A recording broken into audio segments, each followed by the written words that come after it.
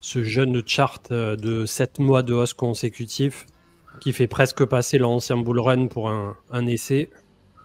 D'ailleurs, en termes d'amplitude, tu vois, au niveau des bougies, c'est à peu près similaire. Hein. Peut-être un tout petit peu plus si vraiment on faisait de bout en bout. Mais en termes de pourcentage, tiens, si on prend la bougie du crack Covid et qu'on fait jusqu'à, on va dire, la première, on avait fait 1005.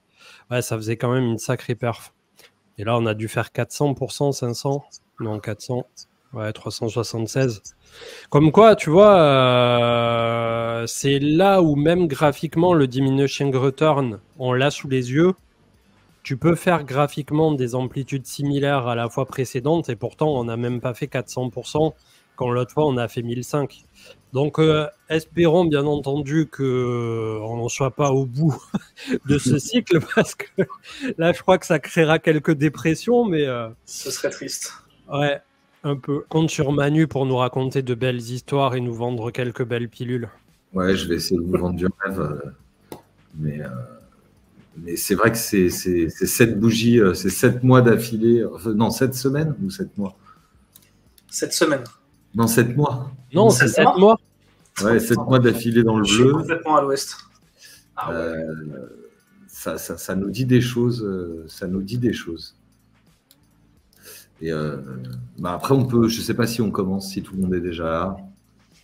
Ouais, tu peux y aller. Hein. Il y a un peu de monde, ça va les faire venir. On est 300. Bon, je pense qu'on peut faire 2 scénarios, un scénario bullish et un scénario permaboule. Ben, on va essayer, tiens, en faire un tous les trois ensemble pour une fois, plutôt que ça soit moi qui fasse de l'analyse technique en solo. Et moi, je vais vous donner, avec un marquage fléché, à peu près ce que je pense qu'on pourrait faire si toutefois on fait un truc en 2 temps. Alors là, en orange, il y a le retracement de Fibo. Et on voit qu'on a la fameuse zone des 51, 52 000 $ où il y a le 0,38,2. Donc ça, pour moi, ça serait le retracement max avec les 48, 50 juste en dessous. Donc admettons qu'on ait un été qui soit dégueulasse. On pourrait avoir un truc où, basiquement, ça ferait un truc comme ça. On revient tester. Tout l'été se passe mal. Hop, on redescend d'un étage.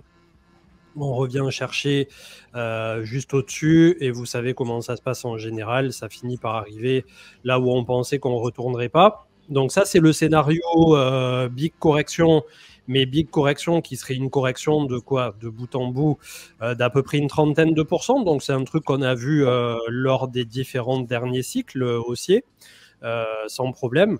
L'autre scénario un peu plus positif et un peu plus bull, entre guillemets, ça serait de préserver la zone ici des 60-61 000 où on voit qu'en mensuel, on a les corps de bougie et ça représente le 0,236 de Fibo. Donc, basiquement, on y viendrait là au cours de avril, quasi en ligne droite, parce qu'on est dans le corps d'une seule bougie pour de nouveau backtester, faire une petite consolidation en range et d'ici l'automne, probablement essayer d'aller péter tout ça avec un nouveau point haut, très certainement les 80-85 000, on revient s'appuyer et on essaie ensuite d'aller taper du 100 000 $ et tout ça. Donc ça serait le scénario un peu plus optimiste, on va dire, mais qui malgré tout, quand j'essaie de me projeter justement sur ce que pourraient être les prochains trimestres, je pense, et c'est ce qu'on se disait en off à l'instant avant de lancer l'émission, qu'on pourrait avoir une pause cet été, dans tous les cas. Quand bien même ça soit positif ou un peu plus profond en termes de correction. Donc, je ne sais pas ce que tu en penses au niveau du mood général des réseaux sociaux qui était très haussier quelques semaines en arrière et qui là commence à douter un peu, quand bien même on a beaucoup de comptes EN et US qui disent permaboule, ça y est, on ira coûte que coûte à 80, 90, 100 000. Je vois beaucoup moins de targets, je ne sais pas si c'est aussi le cas de votre côté les gars, à 200, 300K, etc. Là, de nouveau, on voit plutôt des 80, 90, 100, 120, ça s'est calmé, tu vois. Voire 150 si on avait un cycle en 2 phases, comme tu le disais aussi à l'instant, Manu. Donc voilà, je ne sais pas ce que vous en pensez, vous, mais en gros, j'essaie de me faire un décompte où effectivement, on pourrait avoir 2 petites corrections, une un peu plus marquée et une un peu moins marquée, mais qui dans tous les cas nous reporte plutôt autour de l'automne. J'ai du mal à me projeter sur un cycle qui finirait dans l'ultra-euphorie avant l'été 2024 et qui fait qu'on aurait déjà quasiment terminé ce cycle purement et durement. Moi, le sentiment que je trouve quand je regarde sur Twitter, je vois pas mal de gens qui sont en mode c'est bizarre, c'est pas comme d'habitude. Donc ça, c'est le premier truc que je vois. Donc ça, c'est plus les anciens, on va dire, qui sont en train de se dire les cycles de 4 ans, est-ce que c'est toujours valable? J'ai pas l'impression il y a une impression que ça a changé. Sûrement aussi le fait qu'on ait cassé la TH avant le halving, même si on avait des raisons entre guillemets de le casser avec tous les ETF, donc le FOMO un peu qui va avec. Après, il y a eu quand même beaucoup d'achats sur ces ETF, donc on peut dire un peu quand même pas mal de provisions. Donc il va voir au bout du coup, on va voir si au final tous ces ordres ils sont remplis. On a vu lors du dernier dip qu'il y avait quand même pas mal de paper hand dans ces gens-là, donc ils ne sont pas forcément habitués à se prendre des retracements de 10-15% dans la journée ou dans les 2 jours. Donc pour l'instant, il y en a qui sont encore en apprentissage. Donc ça peut jouer effectivement. Donc ça joue sur le prix qui n'a fait que monter pendant 7 mois. Et après, on a justement une petite pause, on le sent bien. Alors d'un côté, c'est rassurant parce que quand on voit l'ampleur de la bougie des 2 derniers mois, c'est assez impressionnant, surtout celle du mois de février, qui est assez incroyable. Et en fait, qu'est-ce qui me fait dire que là, tu vois, ton plan avec un retracement pendant l'été aux 50 000, ça peut paraître assez logique si on combine l'effet du halving avec l'effet aussi du sell and May and go away, ce qu'on voit quand même régulièrement chaque année, une pause des marchés en été, une incertitude avec les élections américaines qui peut amener justement un marché à ce qui se rafraîchisse un petit peu et qui prennent le temps un peu de voir comment ça se passe. Donc ça, c'est une possibilité. Et si on garde d'un autre côté la même dynamique, j'ai envie de dire que dans les cycles précédents, on pourrait effectivement avoir un cycle en 2 temps, plus à la 2013, avec donc là, on aurait eu un gros mouvement, un bon gros retracement des familles, comme tu dis, vers les 50 000, et après une reprise à l'automne, en début d'automne. Et après, est-ce qu'on s'arrête en fin décembre, début janvier, comme en 2018, ou est-ce qu'on continue mars-avril, comme en 2021 j'ai envie de dire, les deux sont possibles. Les deux sont possibles, mais ça reste quand même assez obscur. Et je trouve que les cartes sont bien rebattues, bien brouillées. Et en tout cas, voilà, le sentiment de confusion, je trouve, est assez présent. Et j'avoue être aussi un peu dedans en termes de prix. Après, en termes de hold, il y a des choses qui prennent plus de temps. C'est pas grave, les Ethers continuent à travailler, continuent à s'accumuler. Le Bitcoin sert de collatéral gentiment pour aller accumuler quelques alts. Et après, il faut y croire, quoi. Hein. Sinon, mais pas trop de levier parce que effectivement. On sait comment est le marché, il y a toujours moyen de se faire avoir, quoi. Mais voilà, je lis dans le chat que je suis pas bull. Non, c'est pas que je suis pas bull, je reste bull. Après, en termes de timing, c'est là où j'ai mon plus gros doute. C'est-à-dire que je pense pas qu'on ait fait l'ATH définitif. Je ne sais pas exactement quand on va le faire. Mais en termes de surprise, voilà, il y a trois possibilités. Hein. C'est encore une poussée avant ATH. Un été moribond, un été qui se passe très bien et ça continue à monter jusqu'en novembre-décembre et c'est terminé, ou un retracement dans l'été et une reprise dernier trimestre et avec une prolongation soit fin d'année, soit plus. Mais comme je dis, qu'importe que je sois bullish ou pas bullish, je suis dans le marché, je suis dans le train et j'espère que vous êtes avec nous dans le train. Voilà un peu mon analyse. Ouais, là, pour le coup, moi, je ne pourrais que acquiescer tout ce que tu viens de dire, Manu, parce qu'en tant que tel, moi, je suis complètement perdu. Honnêtement, déjà, le fait de dépasser la TH en soi avant le halving, c'était pas encore arrivé à ce que je sache. Donc là, à partir de là, de mon côté, moi, je suis vraiment juste spectateur. Et honnêtement, même au niveau des targets et autres, ok, je pense pas qu'on aille voir au-delà de 150, 180 max. Mais bon, de là à s'arrêter, disons, à 70, 80, j'espère que ce sera pas le cas et qu'on n'aura pas le top maintenant. Sinon, effectivement, on va partir, à mon avis, tous en dépression. Mais ouais, là, pour le coup, moi, je suis complètement perdu et juste, voilà, c'est hold et on verra bien ce qui se passe. À mon avis, les retails sont pas encore là. Quand ils commenceront à rentrer vraiment et qu'on verra que ça commence à partir en couille, bah, à partir de là, oui, bah, je pense que comme le cycle précédent, lorsque j'avais pas bien su le timer, bah, ce sera le moment de vendre. Ouais. Il y avait Sacha qui disait que Dave the Wave annonçait 160K cet été, puis le bear, ça fait beaucoup en peu de temps, 160K, honnêtement.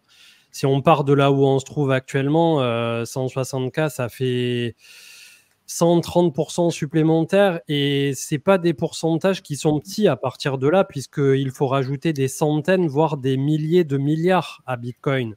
Et en fait, quand tu commences à raisonner en termes de capitalisation, tu te rends vite compte que ce qu'on a déjà ajouté là récemment, ça n'était pas rien et que derrière, va falloir cravacher et faire rentrer beaucoup de monde. On a déjà réalisé quasiment un 400% depuis le point bas. Donc, c'est ce que je disais tout à l'heure. Je sais pas, d'ailleurs, on n'était pas encore live, peut-être en off ou au début.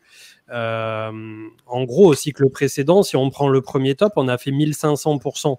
Et ces 1500%, quand tu regardes à l'œil comme ça, graphiquement, bah, tu as l'impression qu'on a déjà fait la même poussée que lors du dernier bull run.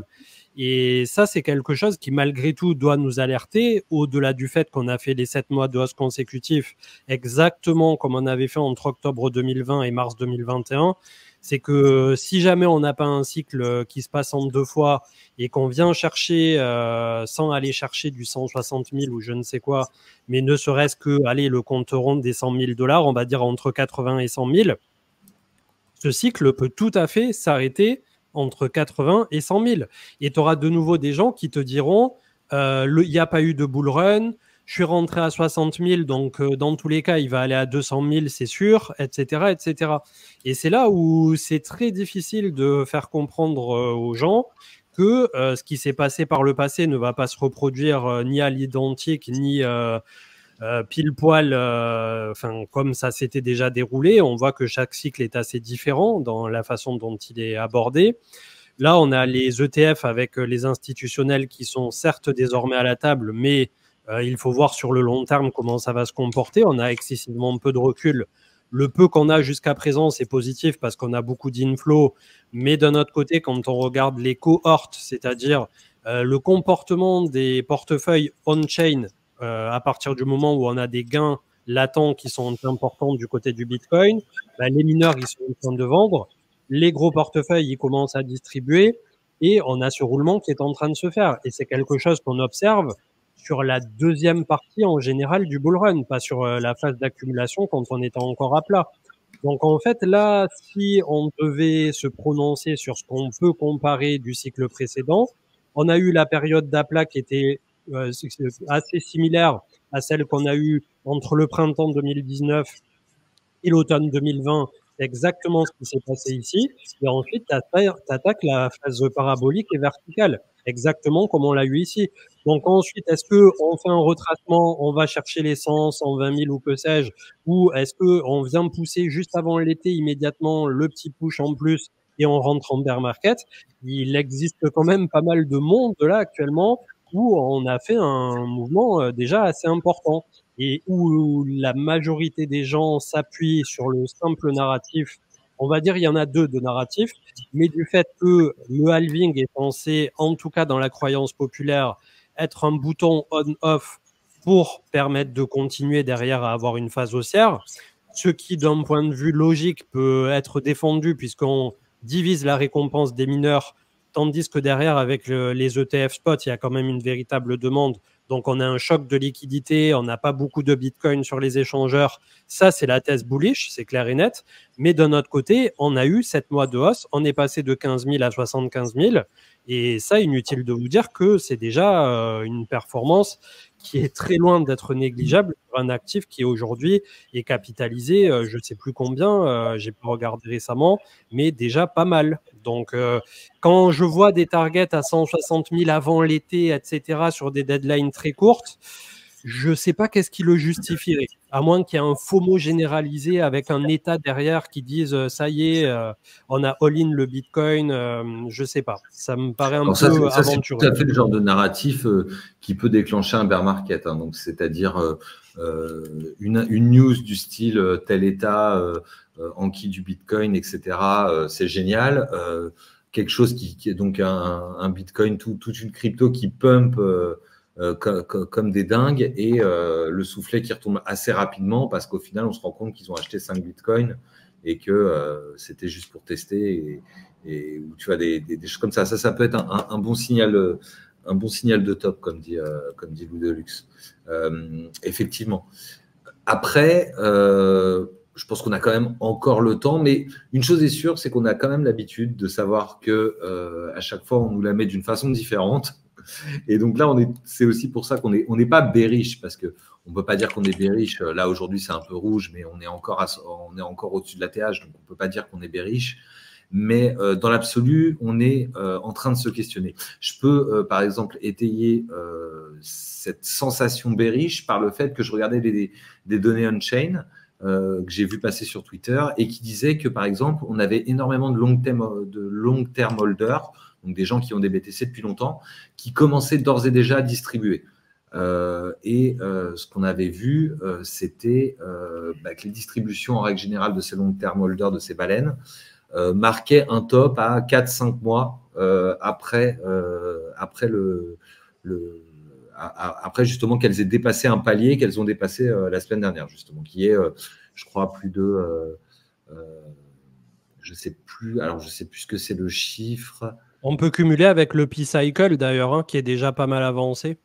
Et le P-Cycle, ouais, qu'on regardait, qui est aussi pas mal avancé, qui est, j'ai regardé en termes de ratio, je ne sais plus, je t'avais mis, mais on est à peu près au même niveau que décembre 2017 et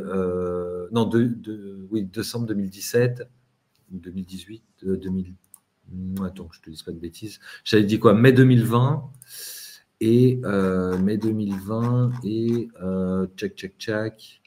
C'est quoi l'autre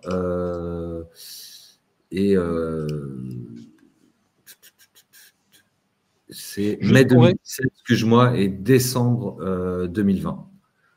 Ouais. Donc, c'est pas anodin. Décembre 2020, c'est le début du bull, c'est fini 4 mois après.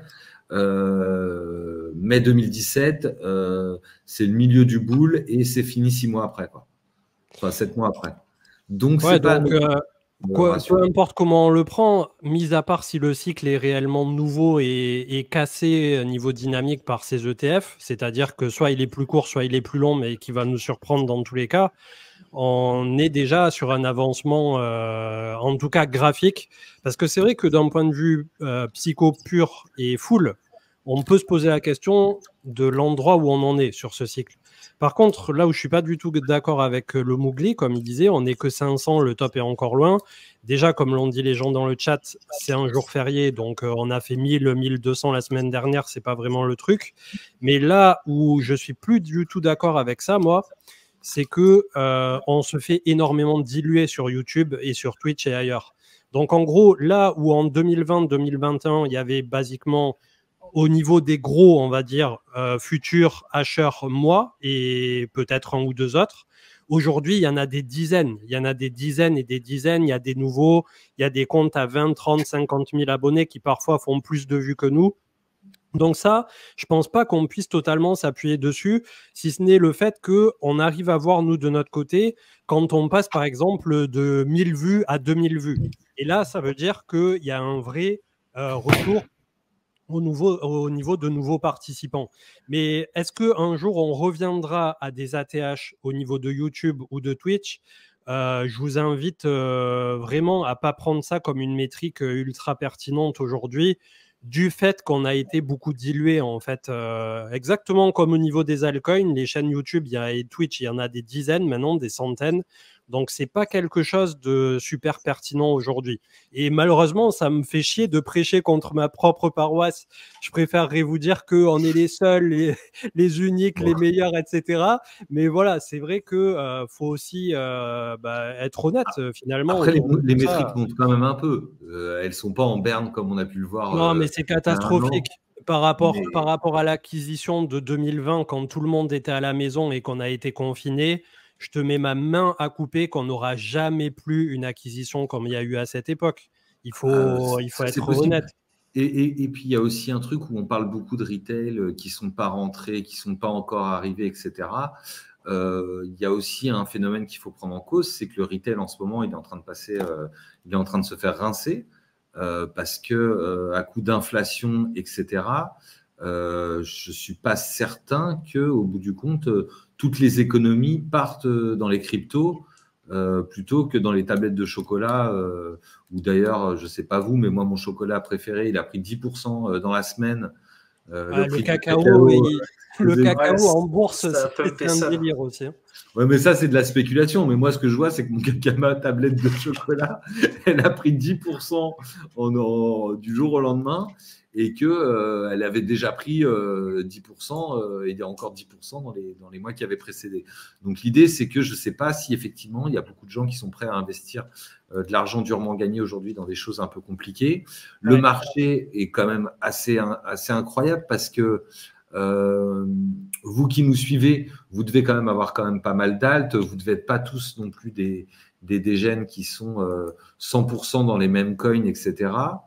Mais on a eu qu'un x2, x3, x4 sur les alts pour l'instant, alors que sur des mêmes coins, il y a énormément de volatilité. Alors j'ai regardé un peu, je pondère le truc, j'ai regardé un peu. Bon, les gars qui font des mêmes coins aiment bien baiser entre cousins parce qu'ils ne sont pas énormément de holders dans chaque token. J'ai regardé et je ne sais pas combien de milliers ou de dizaines de milliers de personnes dont on parle, mais en tout cas, il n'y a pas grand monde, quoi. Et comme dit au final Rocky Racer, x2, x3, on est loin des ATH sur énormément de tokens. Donc, soit ça n'a pas commencé, soit ceux qui mettaient de l'argent dans les alts, aujourd'hui, achètent du Bitcoin. Et c'est pour ça qu'on a quelque chose où on a une belle performance de Bitcoin avec un x5. Et c'est ça, un x5. Et le reste qui est plus à x3, on va dire, quoi. Mais voilà, aussi, c'est le moment voilà. Par rapport à l'activité et par rapport à YouTube, etc., autant en bear market, on était la chaîne la plus consultée au plus dur du bear avec 10 000 vues à peu près par jour sur YouTube. Mais là, j'ai bien conscience sur la reprise du bull que, en plus d'être dilué, je ne pense pas qu'on aura un retour aussi grand des particuliers que ce qu'on a eu en 2020-2021. Et en fait, moi, ce qui m'embête, c'est que je fais le constat par corollaire autour de ça qu'on peut faire aussi quand on regarde la tech pure et dure au niveau de la blockchain.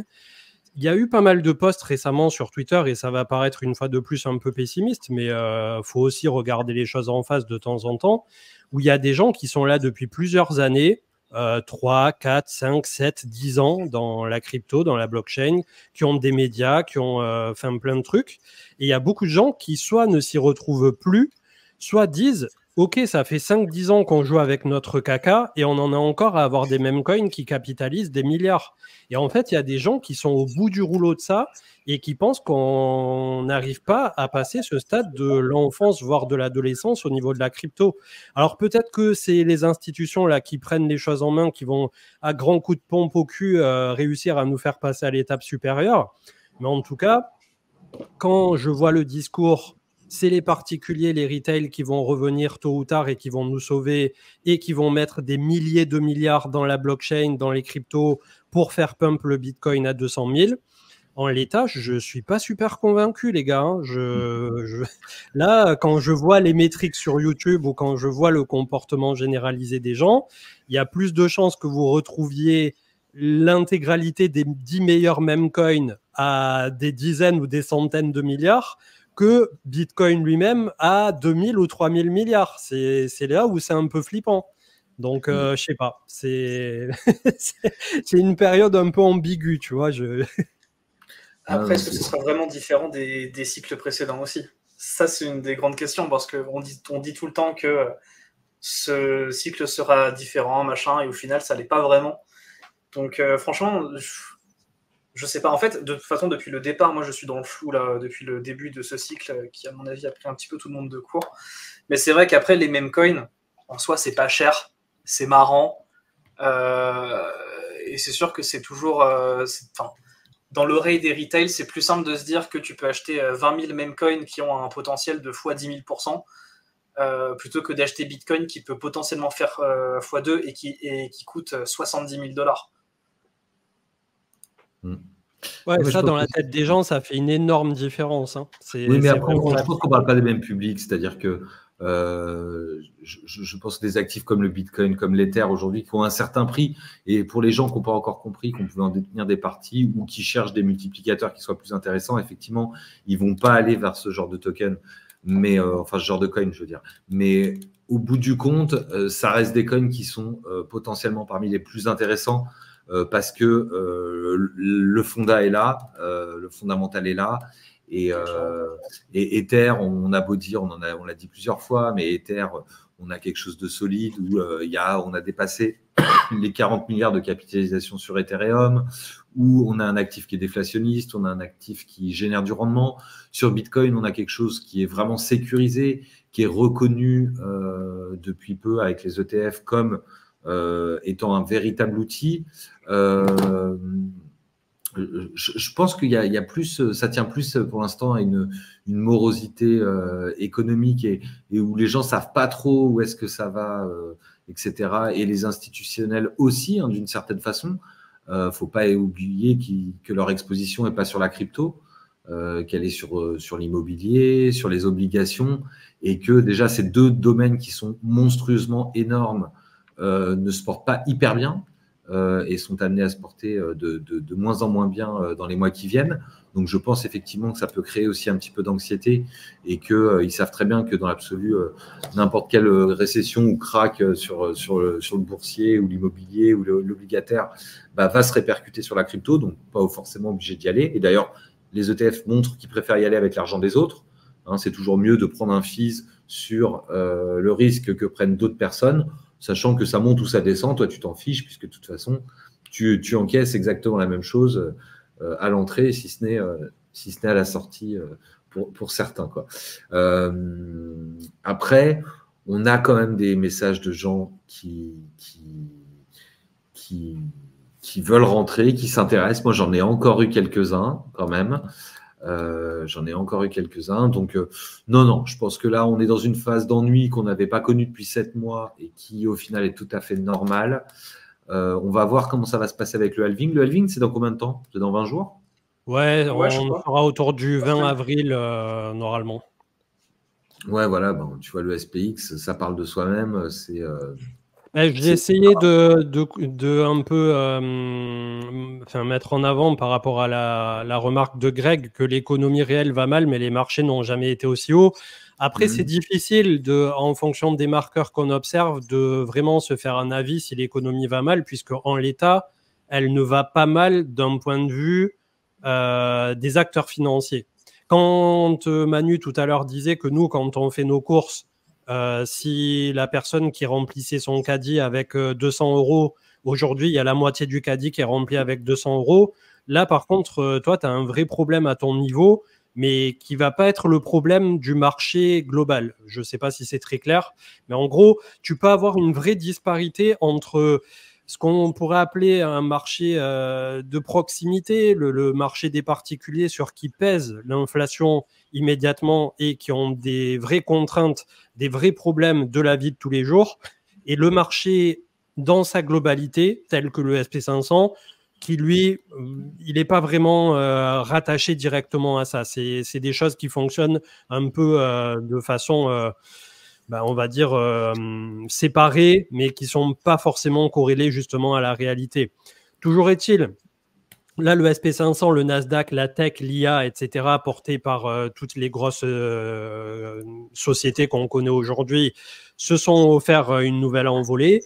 Ceci étant dit, vu qu'on est justement en pleine accélération, qu'on va atteindre de nouveau des points hauts, qu'on a un RSI mensuel, hebdo, etc. qui est haut, à partir du moment où on aura le pivot de la Fed au niveau des États-Unis, il y a eu 12 itérations sur 14, donc vous en faites ce que vous voulez, vous pouvez parier à 2 contre 12 justement, ou se mettre du côté des statistiques. On a eu un retracement de marché. Le retracement de marché aujourd'hui, il est tout trouvé. Si jamais le SP500 retrace, il est ici, il s'appelle Soft Landing et il est à 4800 points. Si jamais il y avait un drame et que ça a mal été anticipé et pricé au niveau du marché US, le retracement viendrait plus bas et on reviendrait probablement sur des zones ici entre 4200 et la moyenne mobile 20 mensuelle autour de 4400. Donc cette zone, si jamais on a ce qu'on appelle un hard landing, c'est-à-dire finalement la Fed qui a attendu trop longtemps et qui cause beaucoup plus de tort que ce qu'il voulait le faire en temps et en heure à son propre marché finalement. Et vu que la Fed a tendance à faire un peu l'autruche et à reporter depuis tout ce temps la fameuse décision du pivot pour baisser les taux et détendre un peu tout ça, je sais pas. Je sais pas. D'un autre côté, la dette des États-Unis là qui augmente de je sais plus combien 1000 milliards par jour ou un truc comme ça. Je dis peut-être un chiffre au hasard qui est pas bon, mais grosso modo, à mon avis, le pivot de la Fed n'est pas si loin. Si l'inflation aux États-Unis s'est bien calmée, et je crois que c'est le cas, le pivot est pas si loin que ça parce que le supplément de dette que ça engendre des taux d'intérêt aussi élevés pour les États-Unis, c'est juste intenable. Donc à mon avis, on est vraiment pas loin d'un pivot où il y a un moment où il faut que il relâche la pression parce que le poids de la dette devient vraiment monstrueux avec des taux d'intérêt aussi élevés. Donc ça ne m'étonnerait pas qu'on n'en soit pas loin et que le jour où ce soit annoncé, ce soit peut-être même la surprise. Alors c'est quand la prochaine fois que la Fed parle justement? Bonne question. En général, je me fie à Vincent pour ça parce qu'il est toujours au taquet sur les dates, mais là je t'avouerai que la prochaine, je ne sais pas. J'ai pas regardé. Je réponds à Nuts qui a posé la même question depuis tout à l'heure plusieurs fois pour faire des tutos à apprendre les bases de margin en trading, effet de levier, calcul, gain, etc. Tout ce qui est margin, franchement, c'est pas super intéressant, je pense, pour les particuliers et même c'est ultra casse-gueule. Donc, je ne pense pas faire de tuto de margin sur la chaîne. Et même d'un point de vue utilisateur français, pas francophone, parce qu'on ne sait pas, bien entendu, où vous vous trouvez sur la planète, mais français pur, c'est prohibé sur les échangeurs. Par exemple, si tu trades sur Binance en ayant un KYC en France, tu ne pourras pas faire de levier alors que tu peux en faire dans bon nombre d'autres pays. Donc, faire un tuto margin, non, je pense pas que ça soit pertinent pour notre auditoire et c'est pas du tout ce vers quoi on veut amener justement les gens. C'est beaucoup trop casse-gueule. Donc après, il y a beaucoup d'autres youtubeurs ou crypto créateurs de contenu qui vous le proposeront. Voilà, mais nous, c'est pas notre credo. Voilà. On fait des leviers en DeFi. Alors, c'est pas des leviers x100, c'est plus des leviers x2, x3. Mais qui sont en dehors des exchanges, ce qui permet, alors qu'il y a d'autres risques, bien sûr, mais qui évite entre guillemets les risques type FTX ou choses comme ça. On a vu qu'il y a eu encore une panique avec, c'est quoi, avec UOB? Non, KuCoin. KuCoin, la semaine dernière. Donc, beaucoup de sorties. Bon, finalement, a priori, ça tient un bout de bras. Faites quand même attention. Je ne sais pas s'il y a des gens sur KuCoin, mais en règle générale, ça s'est mal fini les fois d'avant. Ouais, puis j'ai pas kiffé la réponse en mode nos fidèles destriers, on vous airdrop 10 millions. La dernière fois que KuCoin, ils ont fait un airdrop à 1 million, on s'est carrément fait avoir. Donc, vous laissez pas appâter par les belles promesses d'un airdrop machin pour rester et laisser votre argent sur la plateforme. Quand il commence à avoir une odeur de fumée, de roustis, c'est rarement le bon moment de jouer au héros, quoi. Et d'ailleurs, ils ont eu des milliards de retraits. Ouais, tout à fait. Donc ça, il faut quand même faire attention. On a quand même l'habitude maintenant, pour ceux qui ont traversé le bear avec nous, ils savent pourquoi on est passé en bear. Et donc, vous avez réussi pour la plupart, si vous êtes encore là, à survivre. Donc, ne mourrez pas bêtement pour un petit 10, 15%, 20% de revenus. Sans perte, ça se rattrape pas, quoi. Les personnes qui aiment faire un peu de trading sur KuCoin où il y a des paires qu'il n'y a pas ailleurs ou que sais-je, vous n'êtes pas obligé de laisser votre argent là-bas. Vous rentrez, vous sortez et basta. Puis en soi, les plateformes qui proposent du trading encore comme ça en France, en soi, elles ne sont pas régulées. Donc voilà, si vous avez un problème, bon, bah, c'est cash pistage, c'est fini, quoi. Donc bon, faut faire quand même un minimum attention avec ces plateformes, parce que j'ai vu passer BitGet, je sais pas comment est-ce que ça se prononce. Ouais, pas forcément eu de super bons échos. Après, encore une fois, chacun fait sa recherche. Hein. Mais non, moi, les seuls que je comprends, c'est ceux qui vont sur des exchanges des enfers pour aller chercher des micro-caps et faire des trucs comme ça, pourquoi pas. Là, au moins, tu sais pourquoi tu y vas, tu mets pas tes stables à travailler, les choses comme ça. Mais voilà, je vous enjoins toujours à passer le plus décentralisé possible.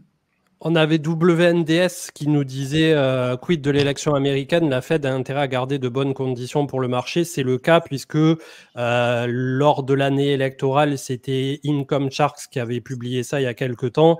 Et d'ailleurs, il avait publié même avant qu'on attaque cette année, fin d'année dernière, si je ne dis pas de bêtises. Et il disait que l'année électorale, ils essaient de sauver les meubles tant qu'ils peuvent pour pas faire de vagues au niveau des marchés. Et après, on va voir ce que ça va donner, quoi. On ne sait pas du tout quel va être le prochain président des États-Unis. Donc ça peut clairement faire bouger les lignes ensuite. Ether, et on passera le gold aussi vite fait après parce qu'il y a quand même un truc qui est en train de se passer au niveau des métaux précieux. Et ensuite, on passera à la petite présentation de Armand par rapport à CoinStancy, mais on en vient dans un instant au sujet. On est venu chercher quasi 4100 pour un ATH qui est à 4960. On a poussé moins que Bitcoin. Ether se montre peut-être un peu décevant sur ce début de cycle ou le cycle tout court, puisque à force de parler de début de cycle, j'ai quand même l'impression qu'il est bien avancé malgré tout. On n'est plus sur le tout début en tout cas. Et donc un Ether qui est déjà sur une zone de polarité autour de 3003 où nous attend le 0,236. D'ailleurs, il a plus corrigé que Bitcoin, ce qui fait que le ratio Ether face à Bitcoin continue de se faire punir. Et ensuite, on a deux zones. Une autre autour de 2009 à 3000 et une encore plus basse, autour de 2004-2005. Donc, j'espère bien évidemment qu'on n'aura pas à revenir aussi bas.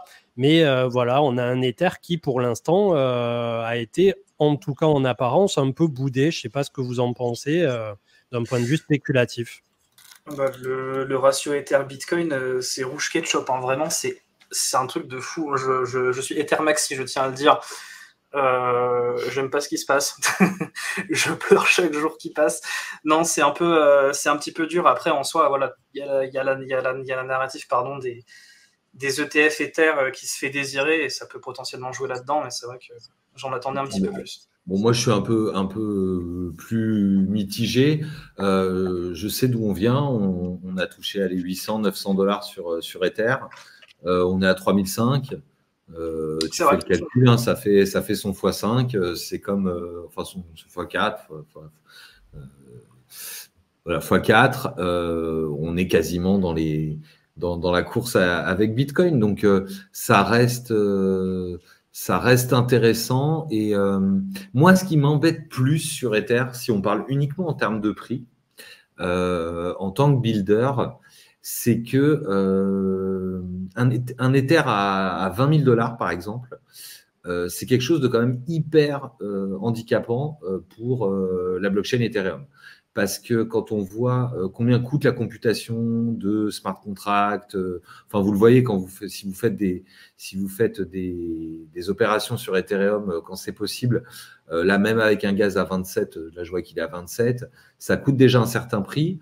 Le fait est, c'est que, alors si on résume, on parle en termes d'Ether, on va cramer toujours la même quantité d'Ether qui va varier en fonction du gaz.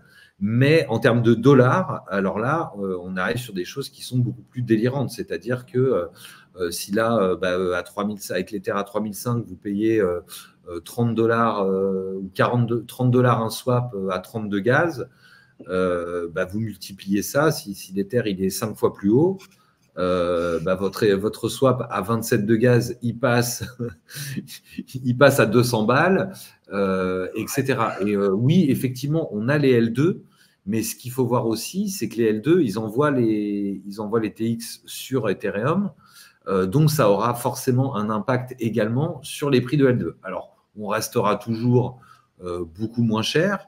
Plus il y aura de transactions sur les L2, plus les prix ont des chances de diminuer à terme, vu le mécanisme, sans rentrer dans les détails. Donc voilà, mais il y a quand même pas mal d'infrastructures qui sont pour l'instant encore sur Ethereum. Donc le prix d'Ethereum, oui, à la hausse, mais ça peut quand même passer, ça peut quand même poser certains problèmes à terme. Et les L2, pour moi, ne sont pas encore tout à fait matures. Donc c'est aussi pour ça que c'est un peu une problématique, notamment en termes de DEX. Il y a énormément de liquidités qui se trouvent sur Ethereum, en fait, encore. Et donc ça, c'est un peu un souci également, parce que tant qu'on n'a pas du cross-chain ultra facile, et ça risque d'arriver, mais on parle de CCIP depuis longtemps, etc. Donc voilà, il y a des innovations qui arrivent, mais ce n'est pas encore totalement efficace. Le problème, c'est surtout la liquidité. Où est-ce que vous achetez vos tokens? Ok, ils ne coûtent pas cher, mais est-ce que vous pouvez les acheter en quantité sans avoir un slippage trop important? C'est assez compliqué, quoi. Et maintenant, tu t'introduis après le restaking et, les boucles infernales. Ça c'est autre chose. Ça a un effet clairement sur le prix, hein, parce que j'ai vu que la quantité d'Ether liquide sur les exchanges centralisés était au plus bas ever, quoi. Donc là, on est vraiment, je crois que j'ai vu qu'il y avait 12 millions d'Ether à peu près sur les exchanges centralisés, ce qui fait à peu près 10% de la supply totale. Il y a énormément d'Ether qui est locké en DeFi, en collatéral, qui est locké en validateur. C'est aussi plutôt bullish pour Ether, qui prend son temps. On verra ce que ça donne, mais le run, à mon avis, est tout à fait correct, et on aura à peu près la même chose qu'on a eu sur Bitcoin si jamais on a des ETF, Ethereum, et c'est bien possible quand même. Moi, je reste quand même de ceux qui pensent que c'est du 50-50, sachant qu'en en fait, on a quand même tous les ETF qui ont été repoussés à la même date. Et ça, la première fois sur Bitcoin, c'était clairement pour que tout le monde parte au même moment. Là, c'est exactement le même cas. Donc, est-ce que ça veut dire quelque chose de particulier? Je ne sais pas, mais ça me paraît plutôt pas mal, en tout cas, en termes de reproductibilité.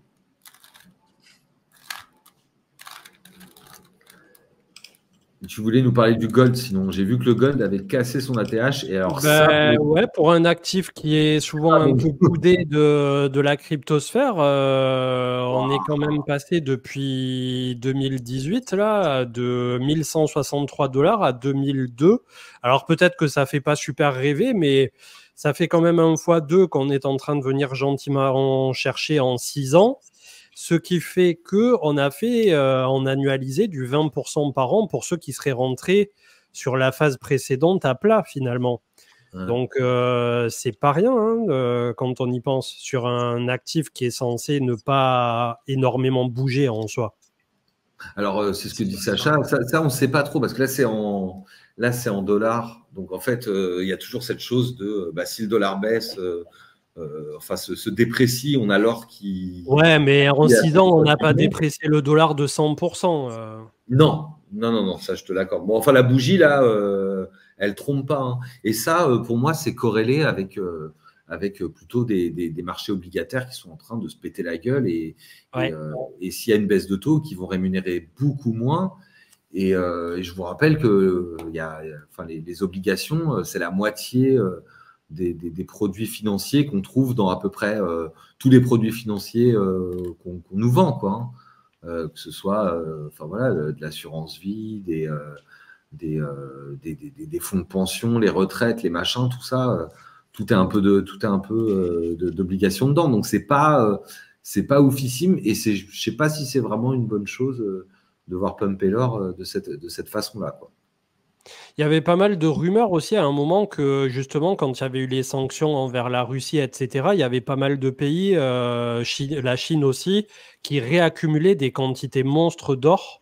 Après, est-ce que c'est vérifiable justement ce genre d'infos? Je sais pas. Mais ouais, est-ce qu'on n'a pas le monde qui est en train de se préparer potentiellement à, si tout partait en couille d'un seul coup, et de pouvoir revenir à un certain étalon qui serait pas le dollar, justement? I don't know. Ouais, genre un peu de FUD géopolitique, Ouais. la guerre, etc. Ouais, je sais pas ça. Et ça stocke de l'or? J'espère pas. Ouais, non, mais ça laisse se poser quand même pas mal de questions, c'est vrai. Après, c'est sûr qu'il y a certains pays qui se dédollarisent. Et ça, je pense que le move d'avoir bloqué les actifs russes et de les avoir confisqués comme si ça leur appartenait pas, je pense que ça a fait extrêmement de mal au dollar. Et je pense qu'il y a énormément de pays qui se sont dit à partir de ce moment-là, ok, le dollar est vraiment une arme à laquelle je veux pas forcément être exposé. Et donc, si je veux pas être exposé, je dédollarise un minimum. Alors après, je parle pas de dédollarisation de l'économie mondiale, mais je parle, on va dire, une réduction du risque, c'est possible. Après, est-ce que ça part en devise ou ça part en or? Ça, c'est une question auquel j'ai pas la réponse. Ouais, en tout cas à surveiller. Et d'un point de vue technique, ben, même si je sais que dans la crypto, il y a assez peu d'aficionados des métaux précieux, ça peut, pour ceux qui ont fait de très belles performances dans la crypto, être un truc qui permet de diversifier un petit pourcentage d'un portefeuille, que ça soit de l'or papier, entre guillemets, ou de l'or physique, que vous pouvez d'ailleurs stocker pour souvent pas grand-chose. Après, ça dépend les montants, mais dans des coffres en Suisse, en port franc, etc. Enfin, il y a pas mal de sociétés qui font les choses correctement de ce côté-là. Donc, voilà, le but, c'est aussi de parler un peu de toutes les cordes à notre arc qui s'offrent à nous en termes d'investissement. Et moi, je trouve que c'est un truc qui a tendance dans la crypto à être peut-être un peu trop rapidement être mis de côté. Le fait de diversifier un patrimoine, on est tous souvent beaucoup trop concentrés, quasi full crypto, etc. Et faire le pas de côté, voir le chemin inverse, de reconstruire un patrimoine une fois que tu as performé en crypto, c'est loin d'être facile et c'est un vrai parcours, hein. C'est Attends, compliqué. le chemin inverse est impossible. On fait travailler du stablecoin à 65% en ce moment, et tu me dis, va voir ta banquière, elle va te filer un PEL à 2,5. Non, c'est compliqué. C'est compliqué. Bon, on va passer la petite présentation de ce soir. Ça dure quelques minutes, donc voilà, c'est une petite présentation, mais qu'on tenait à vous faire, du moins que Armand tenait à vous faire. Et pour ceux qui ne le connaissent pas, il est sur notre Discord depuis quasiment les débuts en tant que modérateur / administrateur, je dirais, sous le nom de Blue Shadow. Et désormais, tu es à la tête de Coinstancy, et je ne vais pas en dire plus, puisque justement, c'est le but de la petite présentation de quelques minutes, de nous en dire plus par rapport à ce projet. Et on va faire 5 minutes de présentation, 5 minutes de questions-réponses juste derrière. Si vous avez des questions par rapport à la presse, n'hésitez pas, mais on y répondra suite à celle-ci. Et donc voilà, Armand, super content déjà de t'avoir dans la team de CM depuis quasiment nos débuts, et super content aussi de te voir évoluer au sein d'un projet pur Web3, d'être incubé à Cube 3 à Angers, qui est désormais la structure à la tête de laquelle est Valentin Demey, qui est donc aussi autour de Cryptost, pour ceux qui ne le connaissent pas. Et donc, voilà, je ne vais pas me perdre en longs paragraphes qui ne servent à rien, et je te laisse la parole pour nous présenter pendant quelques minutes ton projet Coinstancy. Eh ben, écoute, merci beaucoup, et merci aussi à toi de me faire confiance depuis toutes ces années. Donc bon, comme l'a très bien dit Seb, donc je suis Armand alias Blue Shadow, donc sur son serveur, et donc je vais vous présenter ce soir Coinstancy, dont la mission est de simplifier l'accès à la DeFi pour tout le monde en proposant une plateforme tout en un. Et pour ce faire, en fait, on a repris une problématique depuis le départ. Lorsque les investisseuses et les investisseurs crypto souhaitent dynamiser un portefeuille, vous savez tous, hein, on doit sortir des plateformes centralisées, se créer un portefeuille crypto, et ensuite apprendre à utiliser les protocoles de la DeFi.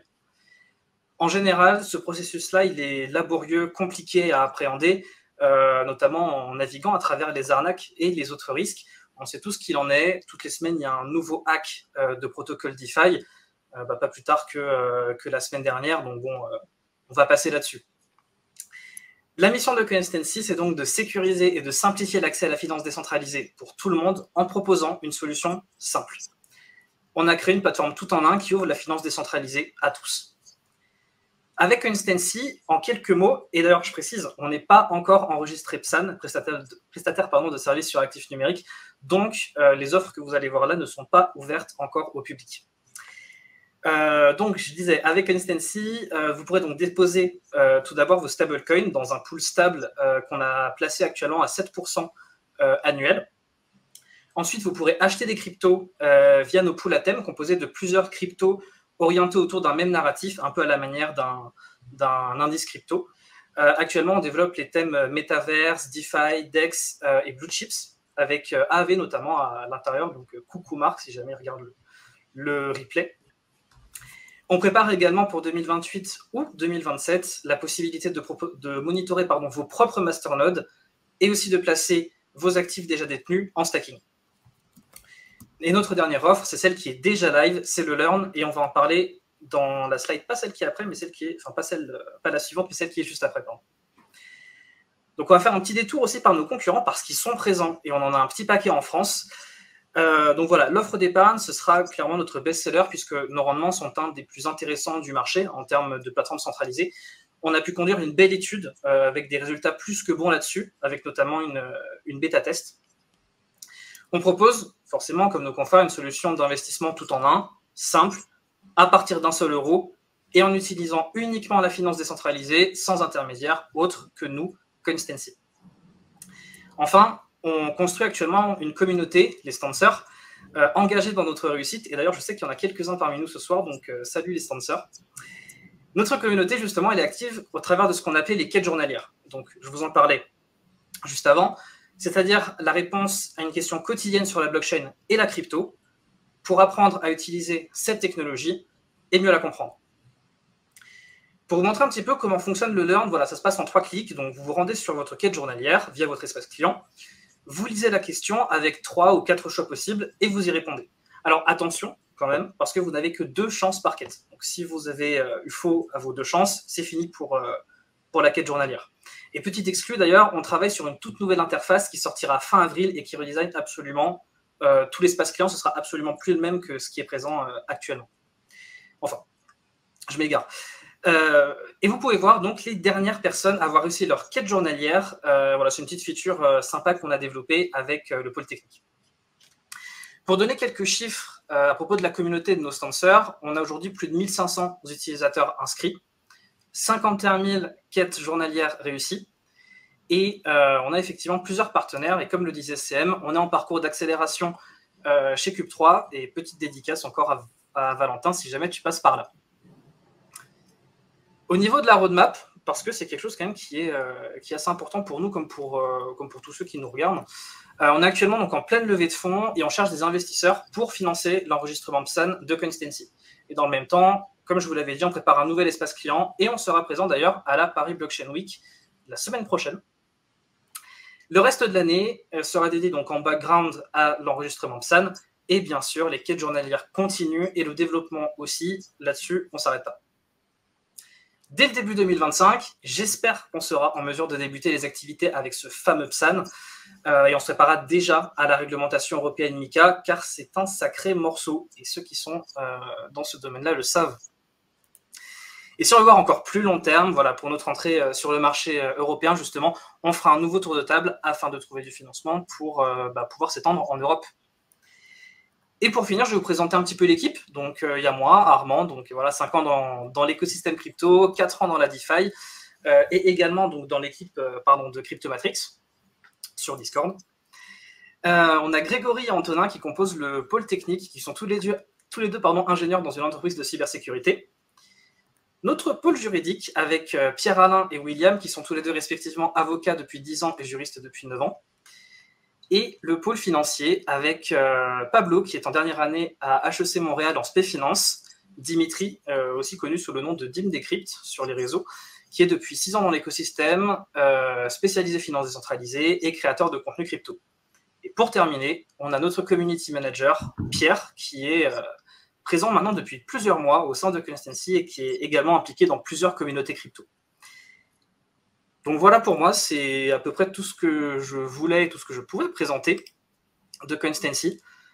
Donc voilà, je ne sais pas si jamais éventuellement vous avez des questions ou autres, ce sera avec grand plaisir que je pourrai y répondre.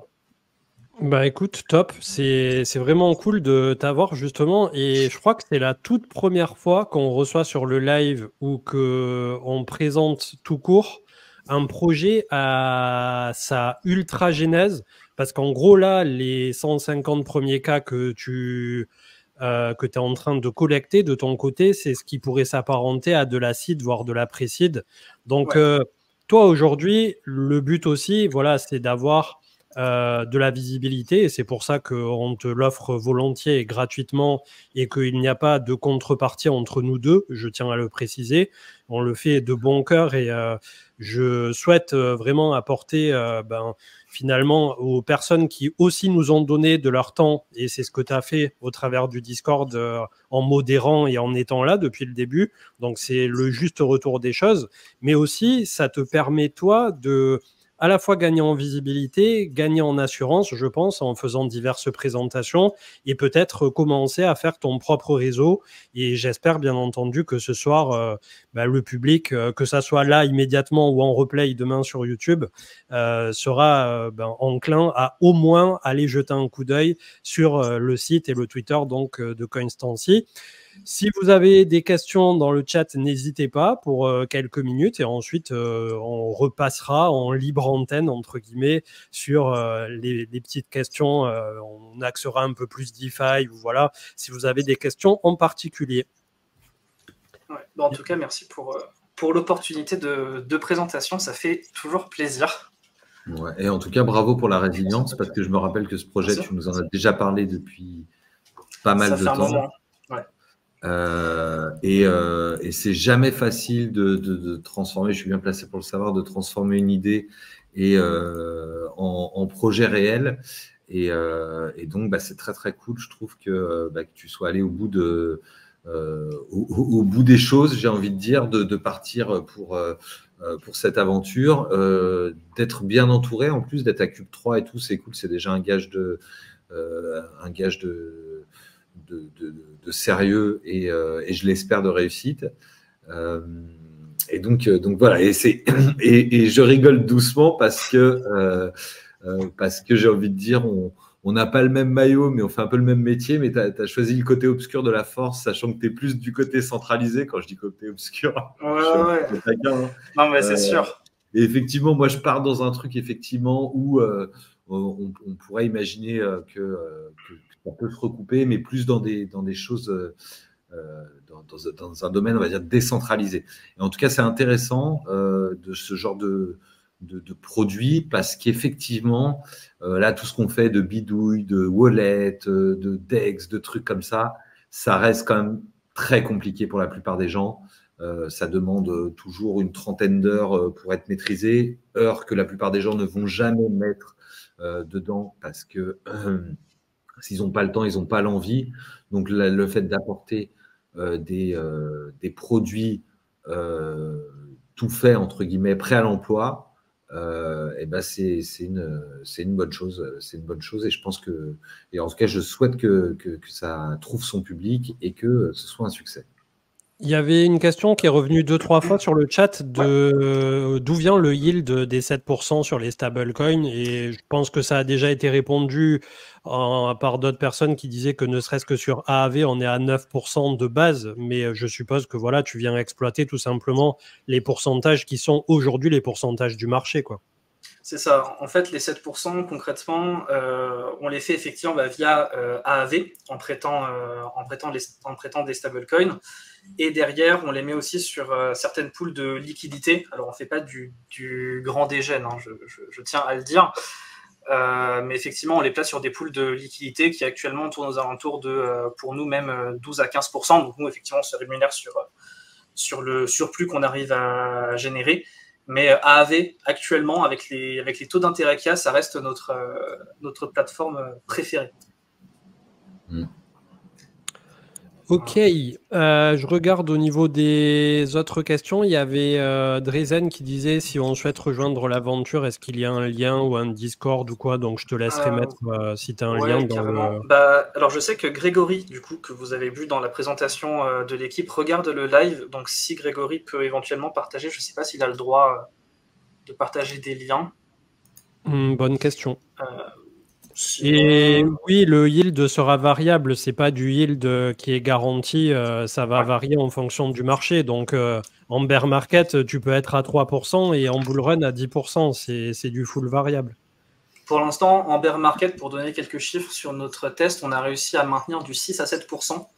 Donc honnêtement, ça tenait plutôt pas trop mal. Effectivement, en bull, le but, c'est qu'on puisse l'augmenter par la suite aussi pour satisfaire tout le monde.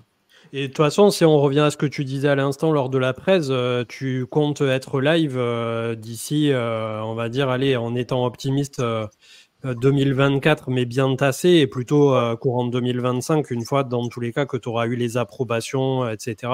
Puis bon, toi, au final, le chantier là auquel tu es confronté immédiatement, c'est la régulation et c'est le PSAN. Et avec Mika et le PSAN, c'est quoi? C'est l'agrément, le PSAN renforcé là Non, c'est l'enregistrement PSAN renforcé, mais concrètement, il y a très très peu de différence avec un agrément. Ok. Et bon, peut-être. Quand on voit Asher qui en parle et qui dit que c'est du 500K par an, par machin et tout, ça rend dépressif, quoi. On a fait quelques prévis aussi, quelques prévisionnels de notre côté. C'est vrai que ça va nous coûter bonbon. Mais ouais, on espère effectivement être live d'ici, être PSAN au moins d'ici fin 2024, si la levée de fonds, si la première levée de fonds se passe bien. Et par la suite, du coup, effectivement, aller ouvrir les offres en début 2025 et être régulé Mika dans les temps. Ça va être une petite course contre la montre, mais en tout cas, c'est fun. Et ouais, ça fait maintenant un petit moment qu'on est sur ce projet, donc bon, j'espère qu'il ira loin. Bon, on te le souhaite en tout cas. Ouais, merci. Et est-ce que ça serait pas aussi le moment de teaser un petit peu de ton côté, Manu, de nous donner quelques pilules avant-gardistes sur des choses qui pourraient arriver bientôt? Ouais. Oui, si, je peux le dire. C'est la soirée CM Family, là, ça y est. La soirée CM Family. Bon, nous, on a peaufiné, donc je lance avec toute ma team stratège. Qui est donc je vous ferai une présentation quand ce sera live plus détaillée, je vous ferai une petite démo, etc. Mais on a beaucoup travaillé, ça fait plus d'un an qu'on travaille là-dessus d'arrache-pied et on touche enfin au but et je peux vous dire que si tout va bien, si mon dev ne passe pas sous un bus ce soir, eh bien, au bout du compte, on sera live demain. On sera live demain pour tester. Voilà, il dit bonjour. Là. Il est là. Et est-ce qu'on sera live demain ou pas? Est-ce qu'on peut avoir une petite réponse devant la terre entière? Est-ce que quand on cliquera Blitz, ça va fonctionner ou est-ce qu'on va avoir un message à la Windows de l'époque, tu sais, écran bleu? Non, c'est très. En tout cas, construire dans cet écosystème est très très difficile parce que contrairement à quand on fait du dev, de la programmation, etc. En fait, quand ça marche pas, on patch. Quand on fait de la DeFi, le problème, c'est que quand on se fait hacker, il n'y a plus d'argent après. Donc là, il faut prendre il faut prendre des mesures. On a des audits de sécurité qui vont arriver dans les semaines, les mois qui viennent. On va déjà tester avec la communauté et tous ceux qui ont été sélectionnés pour pouvoir tester cette bêta qui n'aura pas toutes les fonctionnalités promises par rapport au produit final, mais qui permettent de faire énormément de choses et qui est vraiment cool. Bon, ça, je vous laisserai en juger par vous-même. En tout cas, regardez Twitter. Je vous mets le Twitter, le compte Twitter dans le chat pour être sûr que vous ne loupiez rien. Voilà. Hop. Et donc suivez-nous et demain après-midi, on espère que ce sera live et que vous pourrez tâter un petit peu. Non, alors pour répondre à la question de Zipool, il y a une whitelist. Il y a une whitelist, on a à peu près 300 personnes qui vont tester cette bêta jour 1 et on va augmenter la charge petit à petit parce que comme vous pouvez le voir, nous, il n'y a pas d'intermédiaire, c'est vraiment du décentralisé, c'est de la gestion automatisée. Donc, je vous laisse imaginer l'infrastructure et toute la gestion d'automatisation qu'il y a derrière. On va monter la charge tranquillement pour être sûr que tout le monde est servi et que personne ne reste. Pour ceux qui ont leur whitelist, je vous rappelle que c'est une phase de test. On y va tranquille. On ne pose pas 1 million cash sur une stratégie qu'on a fait en 5 minutes. On teste, on donne des retours.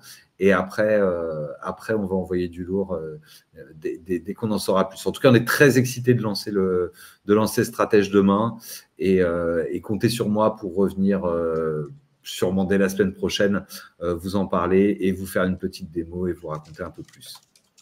Voilà, j'en dis pas plus pour ce soir.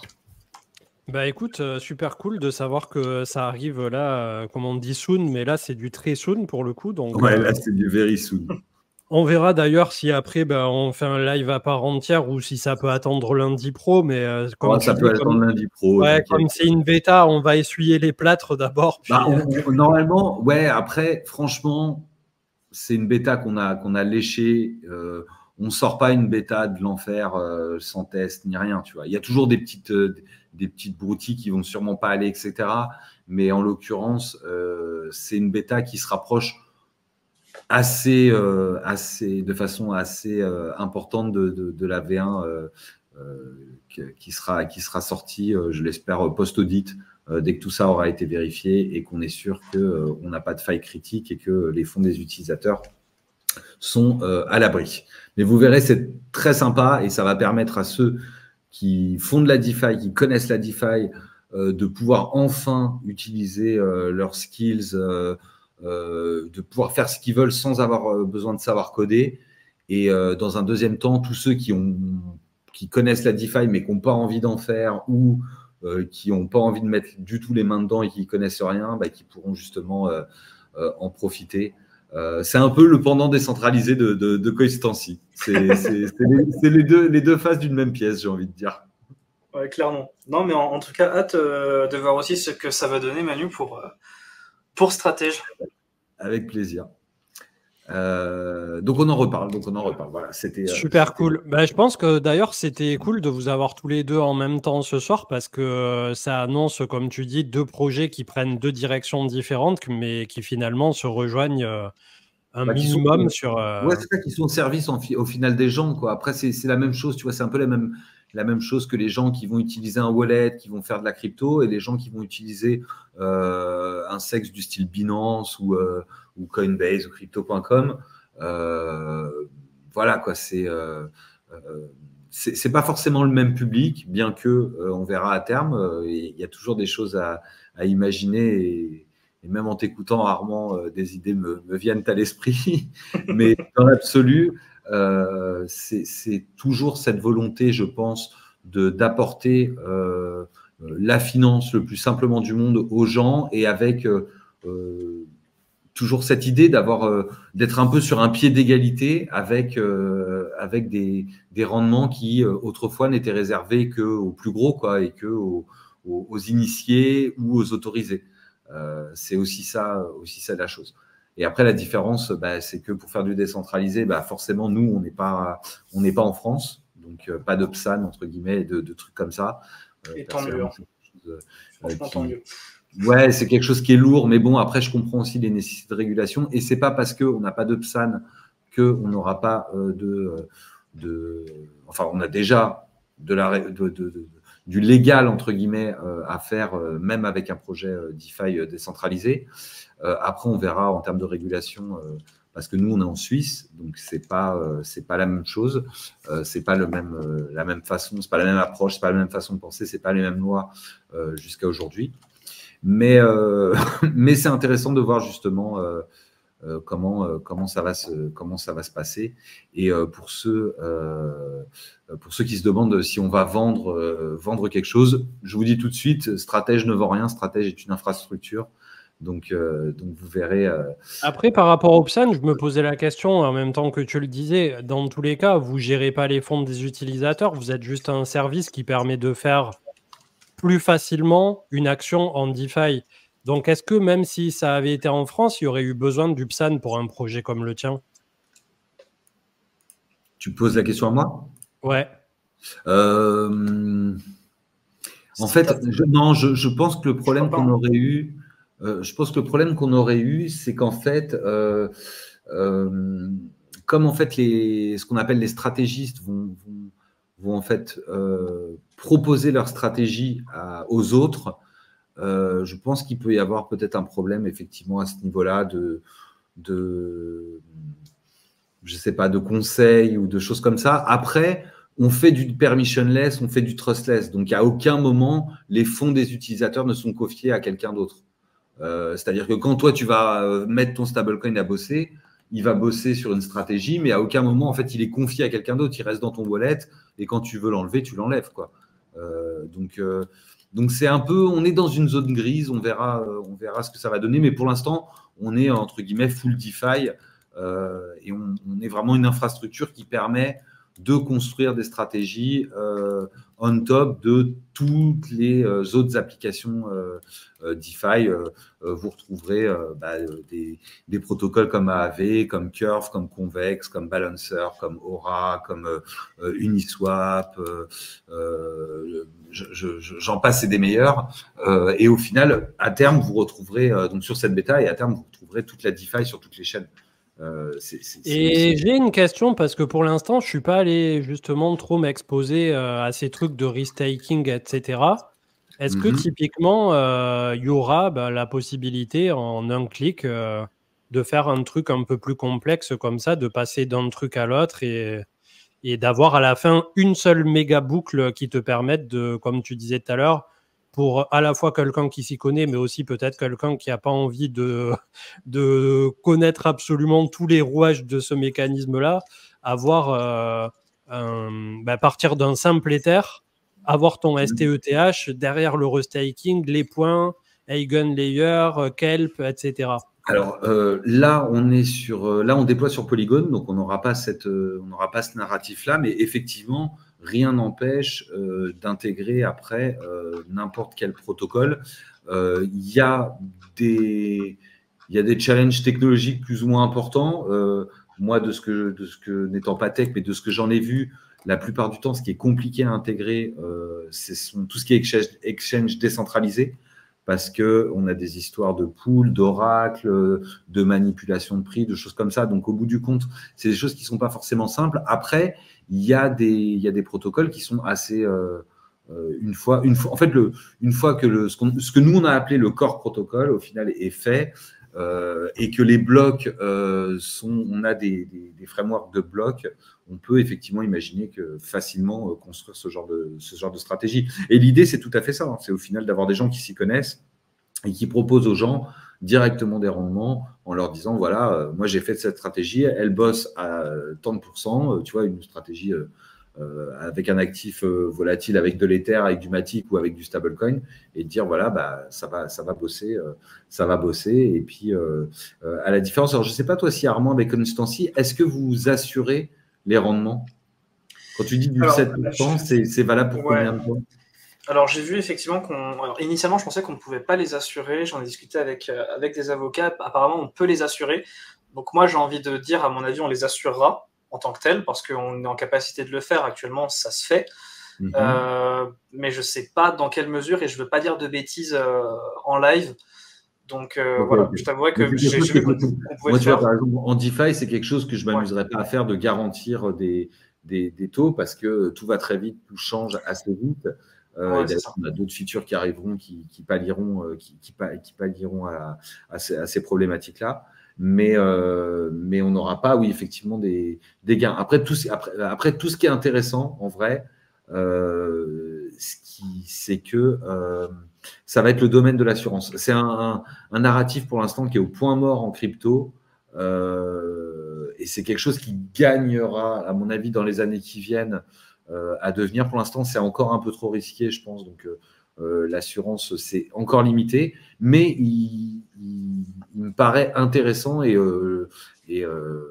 la réflexion a déjà commencé là-dessus. Et on a d'ailleurs une de nos advisors qui est actuaire et qui va nous aider sur ce sujet-là.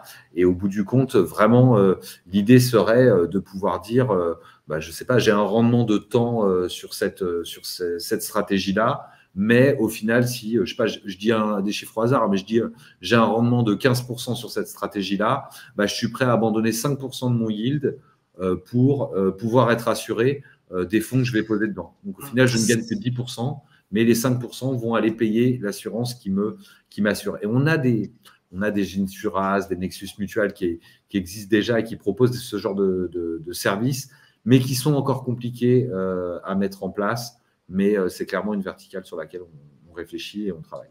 C'est marrant parce que on a vu la même idée. Après, c'était un truc auquel on avait réfléchi il y a une petite année de cela, de justement faire des rendements moins élevés pour les garantir. Maintenant, il y avait eu plusieurs problématiques marketing qui se posaient de notre côté et réglementaires aussi. Alors, je pense qu'on les évoquera et avec grand plaisir pour échanger ensemble à l'avenir là-dessus. Mais ouais, pour le coup, cette problématique d'assurance en tant que telle, ça nous avait été demandé et je pense qu'on reviendra un petit peu dessus aussi. Ouais, après, c'est un narratif qui se développe et pour l'instant, qui même, on en avait parlé pas mal sur le début du bull run précédent. Il y avait pas mal de choses qui devaient sortir là-dessus. On a eu beaucoup de fails. On a 2 projets qui sortent, qui restent à peu près, peut-être 3, mais la narrative est encore pas assez efficace. Et pour l'instant, les gens qui mettent leur token sur de la DeFi, soit se font hack parce qu'il y a des soucis, on l'a vu, tu l'as dit la semaine dernière avec Prisma, soit se font pas hack, mais claquent des fesses parce que au bout du compte, on aime vivre dans le risque. Mais bon, après, je vous le disais, hein, un petit stablecoin qui bosse à 65%, ça va avec un peu de risque quand même, quoi. On peut pas faire. Il n'y a pas le choix, mais bon, dites pas ça à votre banquier parce qu'il va pas apprécier, il va pas vous croire. Non, c'est sûr, voilà.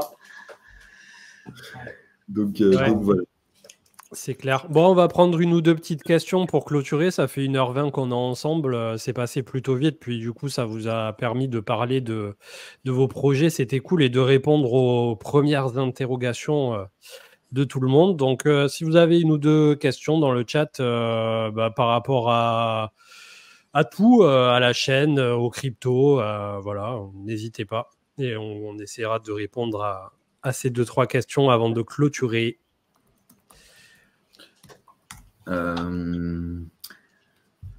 Les frais sur la plateforme, Armand, tu n'en as pas parlé. Peut-être que c'est pas encore totalement prêt ta grille. Les frais en soi, ils vont être relativement simples.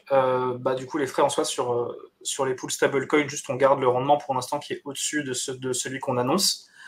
Et pour la partie investissement, actuellement, on a une forme de frais, mais qu'on est en train de revoir.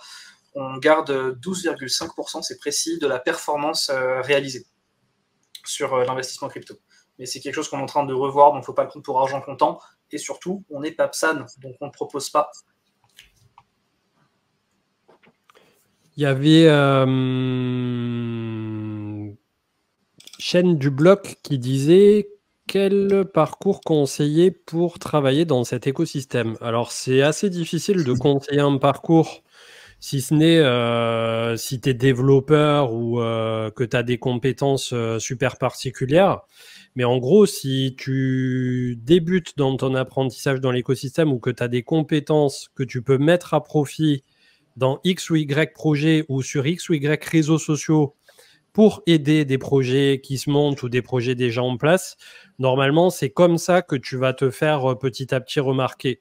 Donc, en gros, d'essayer d'approcher des projets et de leur proposer finalement, je sais pas moi, si tu es graphiste, une charte graphique, si tu es développeur, tu leur montres ce que tu sais faire et ainsi de suite. Et en fait, il y a beaucoup de personnes dans l'écosystème crypto qui ont été pris comme ça, pas sur CV, bien loin de là, mais sur compétences immédiates et prouvées, si je puis dire. Donc, c'est un monde qui est assez à l'aise avec ça. Et donc, pour travailler dans l'écosystème, de simplement essayer d'aller à la rencontre des gens, si je puis dire. Je ne sais pas si vous avez le même avis. Je dirais que c'est un tout petit peu plus compliqué que quand moi, je suis rentré il y a 4 ans. Parce qu'il y a 4 ans, il n'y avait vraiment personne, donc c'était plus simple de se faire une place, entre guillemets, et de faire un peu comme tu as dit, c'est-à-dire, grosso modo, tu rentrais dans une salle avec que des sièges vides, tu choisissais ta salle et si tu avais un petit peu d'envie, de bagou et de talent, tu y arrives. Là, aujourd'hui, je pense qu'il faut plus avoir quand même des compétences parce que l'argent est un peu plus rare. Et on n'est pas encore en boule, donc voilà. Enfin, on n'est pas encore en boule où les projets font des milliards, etc. et jettent l'argent par les fenêtres. Donc, je pense que ce qui est vraiment recherché, grosso modo, c'est tous ceux qui vont faire du dev. Donc, les devs, que ce soit des devs qui font du Solidity, des choses comme ça, effectivement, ça, c'est très recherché. Et après, il faut quand même un certain niveau. Donc, c'est pas genre, je suis dev et je passe direct à Dev Solidity. Ça demande quand même un gros apprentissage, notamment en termes de sécurité, parce que je vous le disais, on n'a pas le droit à l'erreur, donc voilà. Mais après, il y a toujours de la place pour des juniors, il y a toujours de la place pour des... mais les seniors sont très recherchés. Il y a aussi de la place pour les devs pour faire du back-end, pour faire du front-end. C'est vraiment des demandes qui sont assez fournies. Voilà. Et après, il y a des demandes aussi, comme tu as dit, en design, j'imagine. Après, il y a peut-être un petit peu moins de place parce qu'on n'a pas besoin de 4 designers pour un projet, mais effectivement, on cherche. Et donc voilà.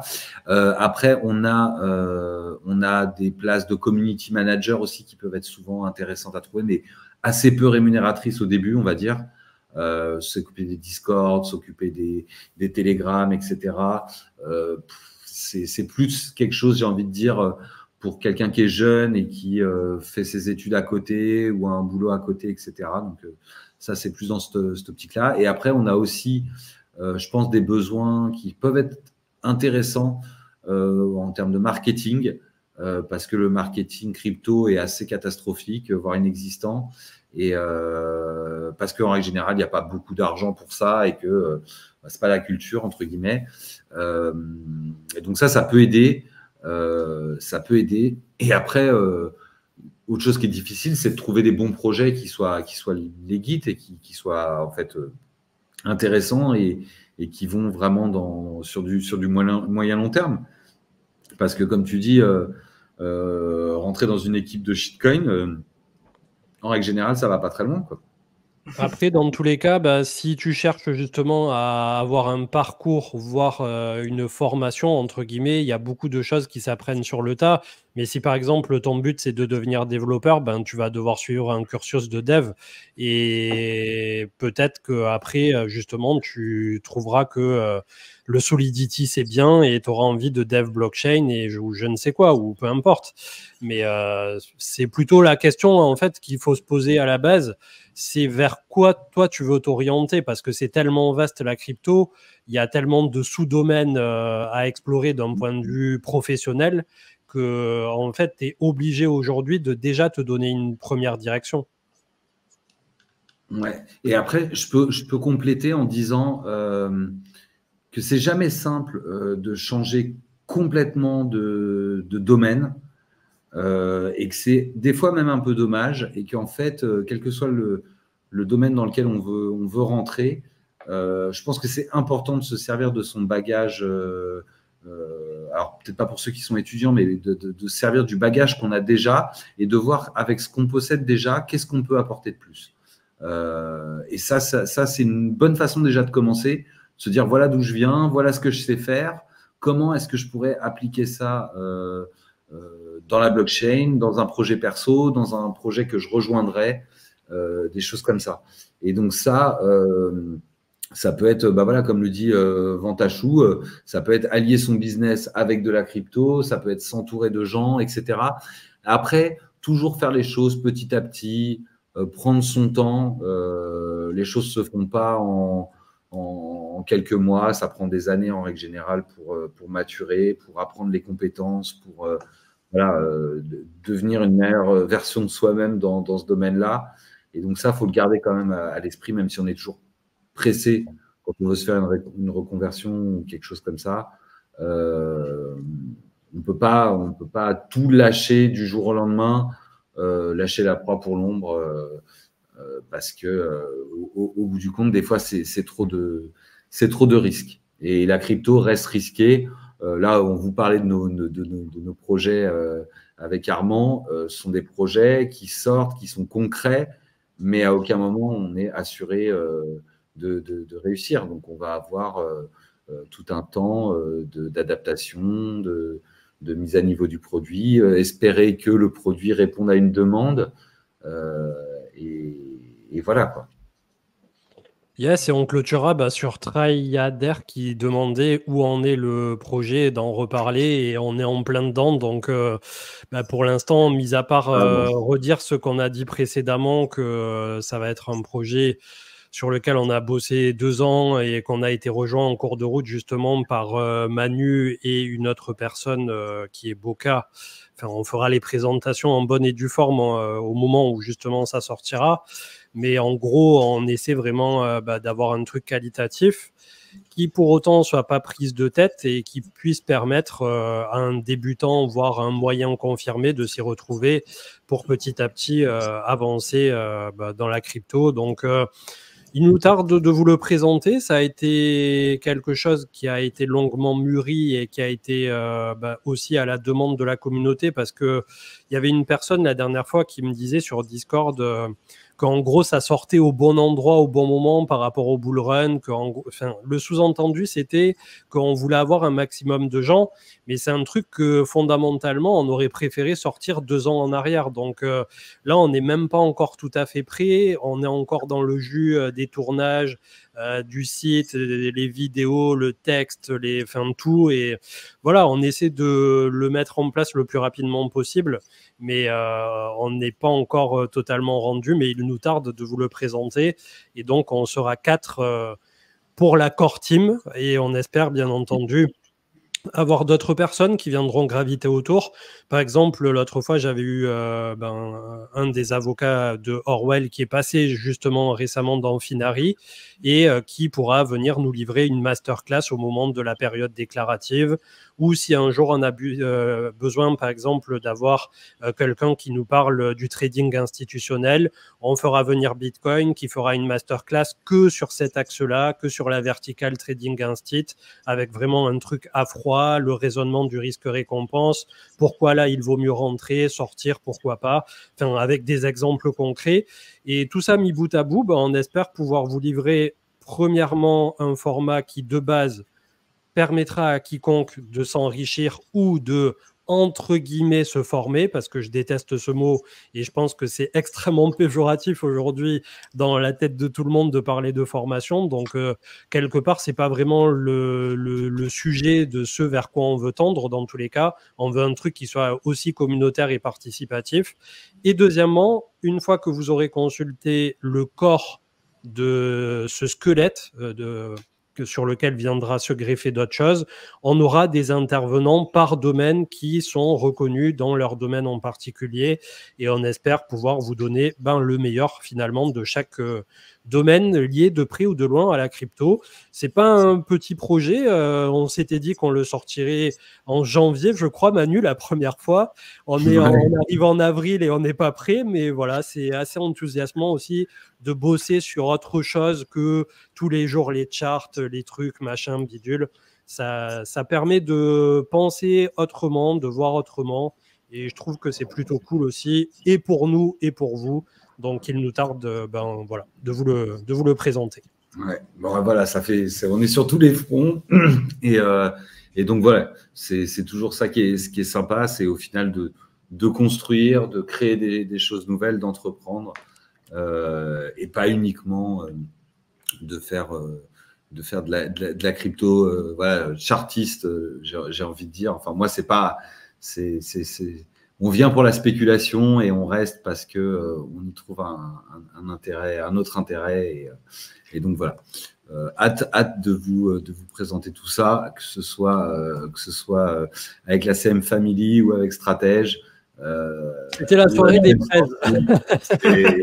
que de projets, quoi. Mais ça arrive bientôt, tout ça. Ouais, et ça fait une bonne clôture et 1h30 ensemble, c'était comme d'habitude super plaisant. Merci à tous d'avoir été là dans le chat, mis à part le fait que c'était un jour férié et que probablement vous êtes en famille et voilà, tout à fait normal. Et j'espère que votre grand week-end de Pâques se passe bien et que vous avez bien mangé et bien profité de votre famille pour ceux qui justement font Pâques ou qui sont en famille. Et on vous souhaite une très bonne soirée. Merci Armand et Manu.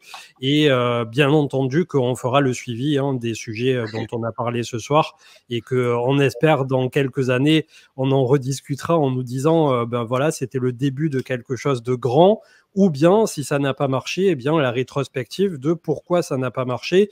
Et je trouve ça aussi plutôt intéressant, la façon dont tu appréhendes actuellement Cube 3, de mettre en avant en permanence justement le financement, les avocats, le PSAN, la difficulté à laquelle se confrontent les jeunes entrepreneurs, et c'est quelque chose de très intéressant à voir de l'intérieur. Merci à tous d'avoir été là et très bonne soirée. Ciao, ciao. Au revoir à tous.